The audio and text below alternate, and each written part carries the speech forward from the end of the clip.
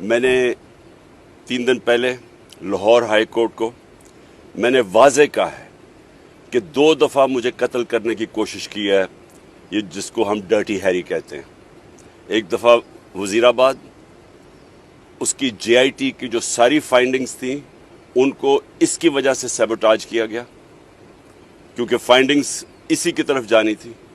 دوسری دفعہ 18 مارچ کو جوڈیشل کمپلیکس میں مجھے قتل کرنے کی کوشش کی گئی،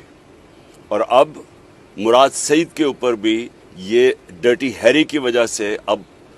کہہ رہے ہیں کہ دہشت گرد ہے، لیکن یہ پیچھے ہوگا اگر مراد سعید کو کچھ ہوا۔ تو میں یہ واضح کرنا چاہتا ہوں کہ اگر مجھے کچھ ہوا اس کے پیچھے یہ ہوگا ڈرٹی ہیری، اور کوئی دہشت گرد نہیں، کوئی اور یہ جو بتاتے ہیں کہ جی ان کی کوئی بیرونی ایجنسی سے خطرہ ہے، مجھے کسی سے خطرہ نہیں، مجھے اس آدمی سے خطرہ ہے اور جو بھی اس کے ساتھ ہے۔